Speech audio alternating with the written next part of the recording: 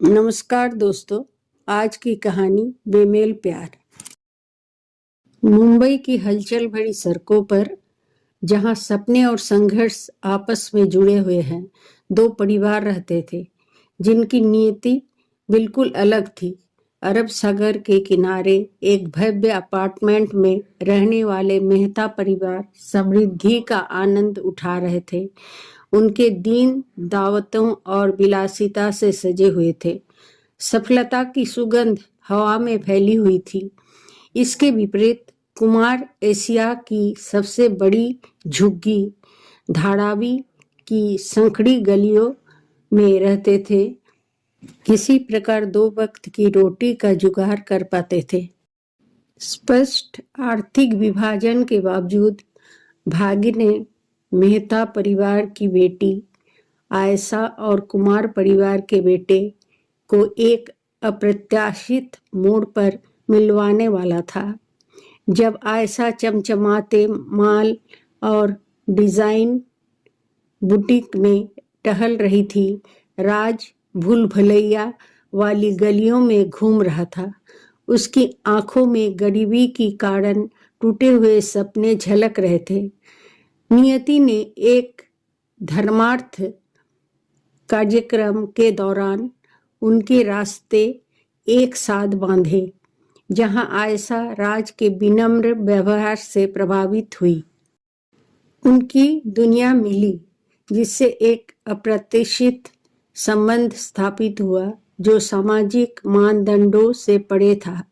आयशा ने राज के गरीब समुदाय के भीतर की एकता को देखा, जबकि राज ने अमीरी और समृद्धि के पीछे के खालीपन को देखा। धन दौलत द्वारा लगाई गई सीमाओं को चुनौती देते हुए उनका प्यार पनपा।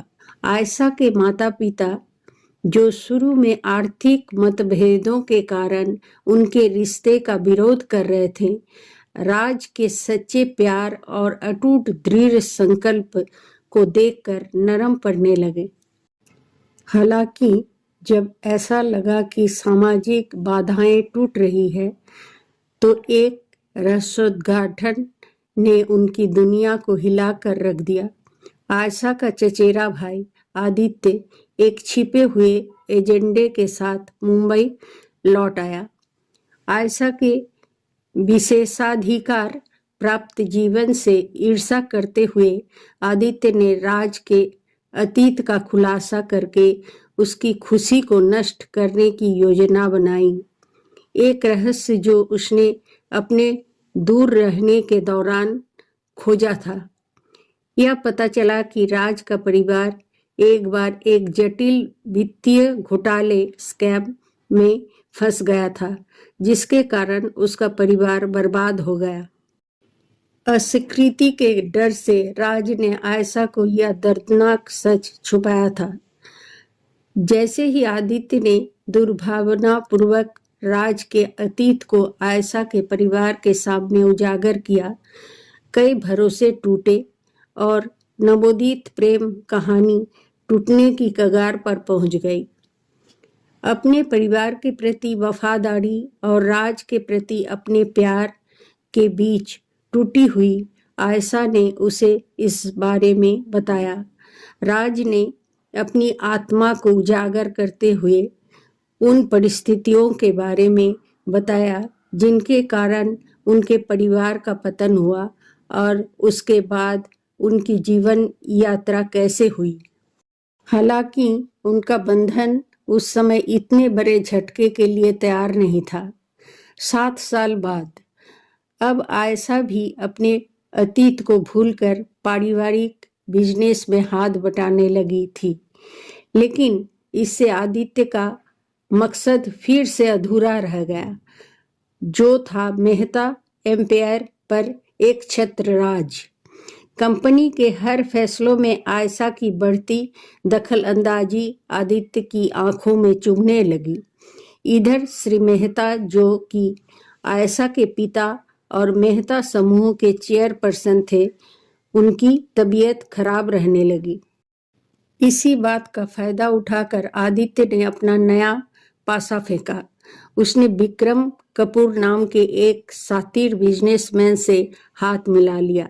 विक्रम मेहता समूह का पुराना प्रतिद्वंदी था और कभी श्री मेहता का अच्छा मित्र हुआ करता था।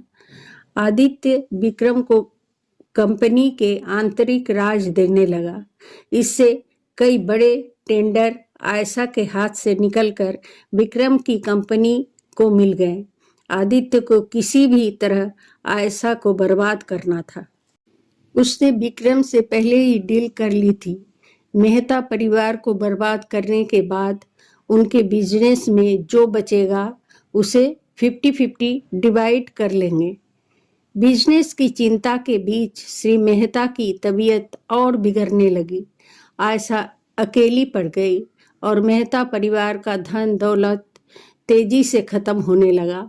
जब लगने लगा सब कुछ खत्म होने वाला है, तभी राज के रूप में एक नई उम्मीद की किरण नजर आई। 7 साल बाद आयशा राज से मिली थी, वह भी अस्पताल जैसी जगह में। पहले तो राज को पहचान ही नहीं पाई। उसके व्यक्तित्व में बहुत बदलाव आया था। अब वह किसी परिपक्व बिजनेसमैन की तरह लगता था, ना कि एक गरीब युवक की तरह। राज भी उसे वहां देखकर चौंक गया। तुम यहाँ कैसे? सब ठीक तो है? राज ने पूछा। नहीं, वो पापा की तबीयत कुछ ज्यादा ही खराब हो गई थी। उन्हें आईसीयू में एडमिट करवाना पड़ा, आयशा ने बताया। और ऐसी ही बातों बातों में आयशा ने आदित्य के धोखे और अपनी कंपनी की बदहाली की कहानी राज को बताई। फिर आयशा ने उससे पूछा, तुम इतने बदल कैसे गए? क्या कोई नई नौकरी मिल गई है? राज ने कहा, नहीं, अब मेरी अपनी खुद की कंपनी है। आयशा चौंकते हुए, क्या? इतना सब 7 साल में कैसे कर लिया तुमने? राज ने बताया कि ब्रेकअप के बाद 2 महीने तो वह डिप्रेशन में था। फिर परिवार और दोस्तों के सहारे वह संभला। ग्रेजुएशन पूरा करने के बाद उसने एक फाइनेंस कंपनी में नौकरी की। यहीं पर उसकी मुलाकात कंपनी की मालकिन निधि से हुई। निधि ने उससे असाधारण व्यवसाय और वित्तीय आपदा प्रबंधन कौशल को पहचाना और उसे आगे बढ़ने के लिए प्रोत्साहित किया। राज ने कंपनी की तरफ से वित्तीय आपदा प्रबंधन में MBA किया और उत्कृष्ट ग्रेड हासिल किए। फिर निधि की मदद से उसने अपनी खुद की प्राइवेट फाइनेंस कंपनी शुरू की, कुमार फाइनेंस के नाम से। कुमार फाइनेंस का नाम सुन आयशा चौंक गई। पिछले कुछ साल में ये कंपनी सिर्फ प्राइवेट ही नहीं, पब्लिक फाइनेंस कंपनियों के भी मार्केट शेयर तेजी से खा रही थी। आम लोगों का इस कंपनी पर विश्वास अंधा था। अब तो बड़े बिजनेसमैन भी इनसे लोन लेने लगे थे। उनमें से एक नाम विक्रम कपूर की कंपनी कपूर ग्रुप का भी था। कुछ संकोच के साथ आयशा ने राज से मिन्नत की विक्रम पर दबाव बनाने के लिए, ताकि वो मेहता परिवार और कंपनी का अहित करना छोड़ दे। कुछ सोचकर राज ने अपने सचिव को कॉल किया और विक्रम के अपनी कंपनी के साथ सभी डील्स के बारे में जानकारी ली। उसको पता चला कि विक्रम एक रिपीटेटिव डिफॉल्टर है और उसकी 3 से ज़्यादा किस्तें बाकी है। राज ने विक्रम पर कानूनी कार्रवाई करने का निर्देश दिया। आधे घंटे के अंदर विक्रम की तरफ से 100 से ज़्यादा कॉल आ चुके थे।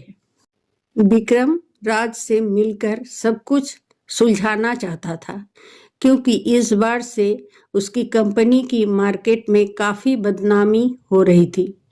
विक्रम कुछ भी करने को तैयार था। राज ने कहा कि वह केस वापस ले लेगा अगर विक्रम मेहता ग्रुप के अधिगृहित शेयर और प्रॉपर्टी उसे बेच दे और आदित्य के खिलाफ धोखाधड़ी और घोटाले के सबूत उसे सौंप दे। मरता क्या न करता। विक्रम राजी हो गया। उस सप्ताह के अंत तक मेहता परिवार को उनकी कंपनी वापस मिल गई। हालांकि आदित्य फरार हो गया। घटनाओं के एक आश्चर्यजनक मोड़ में आयशा के माता पिता ने राज की ईमानदारी और परिवर्तन से प्रभावित होकर उसके अतीत से परे देखने का फैसला किया। इस जोड़े ने विपरीत परिस्थितियों का डटकर सामना किया, विश्वास बहाल किया और साबित किया कि प्यार सबसे गहरे साजिशों को भी झेल सकता है। आदित्य और विक्रम नामक विपदाओं का सामना करके राज और आयशा का एक दूसरे के प्रति प्यार और विश्वास पहले से ज्यादा गहरा हो गया।